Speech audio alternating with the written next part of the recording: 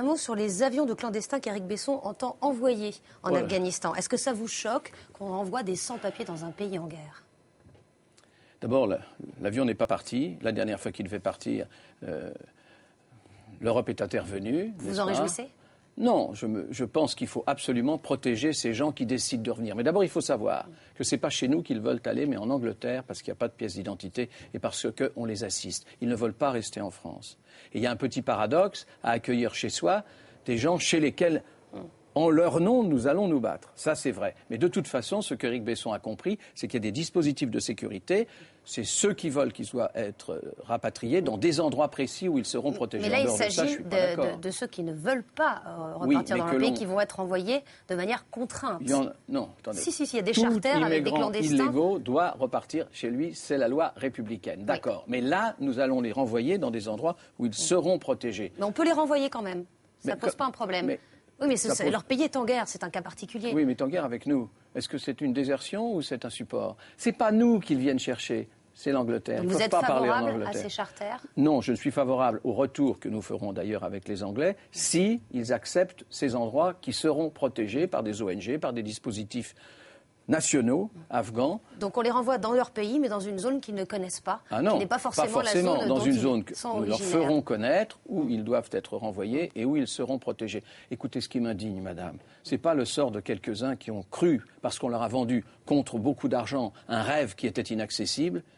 C'est leur pays, leur famille, ceux pour lesquels on se bat et pour qui il faut préparer un futur, une vie quotidienne qui soit un peu meilleure que cette horreur quotidienne. Alors, vous n'êtes pas le seul homme, même de gauche, à qui Nicolas Sarkozy demande des services. Jack Lang est parti en mission pour préparer le rétablissement des relations diplomatiques avec la Corée. C'était pas hier, c'était la semaine dernière, avec la Corée du Nord, la semaine dernière. Nous diffuserons ce reportage la semaine prochaine, mais regardez un extrait.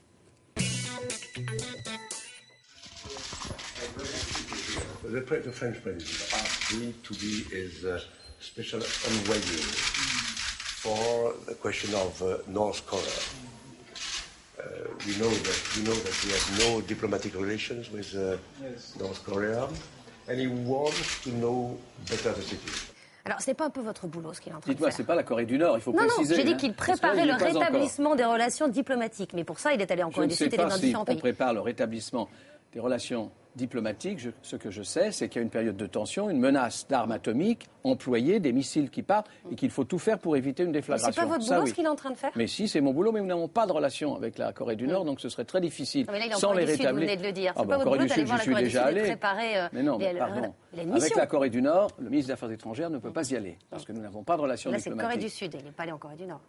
Mais Corée du Sud, c'est facile d'y aller. Moi, j'y suis allé plusieurs fois. Et pourquoi c'est lui qui y va alors, au nom de Nicolas Sarkozy? Parce que, d'abord, il a manifesté le désir de servir son pays, il a raison. Deuxièmement, parce que n'ayant pas de relations diplomatiques avec la Corée du Nord, il faut que quelqu'un, un envoyé spécial, puisse aller, comment dirais-je, tâter le terrain et voir si quelque chose peut s'arranger. Alors, il n'y a pas que lui qui part, il y a tous les conseillers de Nicolas Sarkozy. Guéant et Lévite sont allés en Syrie, Guénaud au Liban, même Borloo. Attendez, madame, est-ce que vous voulez me faire dire que je sers à rien?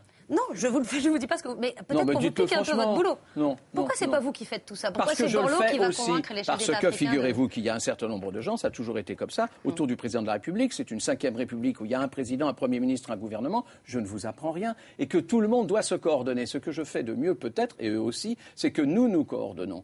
Jamais Claude Guéant ne va dans un pays sans me le dire et sans, au retour, m'en parler et dire ce qui s'est passé pour que nous coordonnions les choses. Jamais Jean-David Lévite, conseiller diplomatique et non secrétaire général de l'Élysée, ne passe une semaine sans venir au Quai d'Orsay pour que nous parlions de l'ensemble des problèmes et qui peut aider qui. Voilà, vous avez toujours la même écoute et le même soutien du président Sarkozy?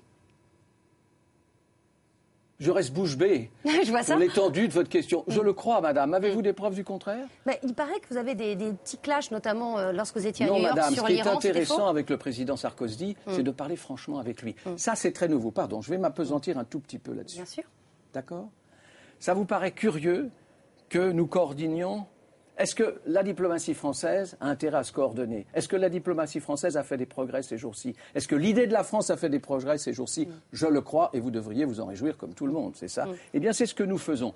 Et il faut des échanges. Et même avec le président de la République, avec lequel je suis très sincère, Évidemment, je suis loyal, c'est lui qui décide de toute façon. Mais oui, en effet, j'exprime mon opinion. C'est peut-être un peu nouveau, mais ça sert. Justement, vous êtes un peu jaloux de cette liberté de parole. Est-ce que lorsque vous avez soutenu Roman Polanski, on vous a tapé sur les doigts? Est-ce que l'Élysée vous a reproché? Personne ne m'a tapé sur les doigts. J'ai soutenu mon ami Roman Polanski tout en disant en même temps qu'il y avait une justice, pas la justice internationale au sens de la Cour pénale, mais qu'il y avait des rapports d'extradition ou pas et qu'on devait les respecter. Voilà ce que j'ai dit, je le répète. Cet homme d'énorme talent, je souhaiterais qu'il sorte, après tant d'histoires, après tant d'années écoulées, je souhaiterais qu'il nous fasse à nouveau la démonstration de son énorme talent. Mais ça ne veut pas dire qu'on nous pouvons le faire nous-mêmes. Ça veut dire qu'il doit échapper à la justice? Non, pas du tout.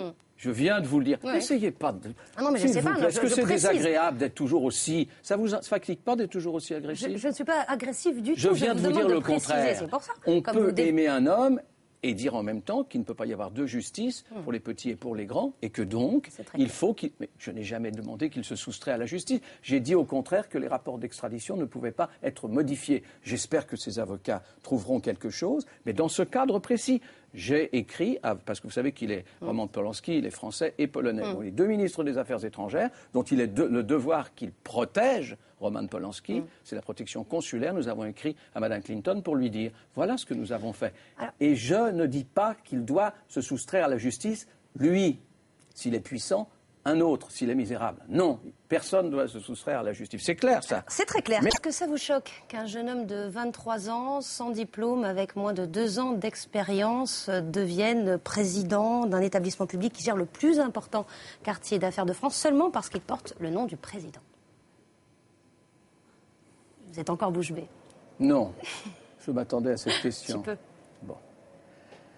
Écoutez, moi, ce que je retiens de tout ça, de ce tohu-bohu, de la colère, de l'anxiété, parce que nous sommes dans une période de crise, c'est en effet ce que vous dites. Est-ce que oui ou non, il faut que des jeunes gens et des jeunes filles puissent se présenter, ou est-ce qu'il faut une sans diplôme et avec très peu d'expérience? Parce que vous faites la différence, vous, dans une élection au suffrage universel, vous vous présentez devant le peuple et vous donnez vos diplômes. Quand vous portez le nom du président, on peut dire que ça peut avantager un petit peu, ça, c'est autre chose. Mais voilà, ce que je retiens de tout cela, et ce qui me gêne, ce sont ces attaques ad hominem, c'est-à-dire le nom des gens et aussi leur âge. Jugeons-le, je parle de Jean Sarkozy, sur ce qu'il fera. Il s'est présenté au suffrage universel, il a été élu dans son canton au Conseil général, il a été choisi par l'UMP. Nous verrons bien s'il sera président de cet établissement. Et s'il l'est, nous le jugerons. Est-ce que vous pensez qu'Hervé Marseille, 55 ans, aurait démissionné pour lui céder sa place et lui permettre de diriger cet établissement public si c'était appelé Dupont, voire Kouchner? C'est une intéressante question, mais ça ne s'est pas posé comme ça. Restons-en là. Alors, ce qui compte en France, pour réussir, c'est d'être bien né ou c'est de travailler dur et d'avoir fait la preuve par ses études, par son travail, de sa valeur? Oui, c'est ce qu'a dit le président. Il a eu raison, mais aux âmes bien nées, la valeur n'attend pas le nombre des années. Merci beaucoup, Bernard Kouchner.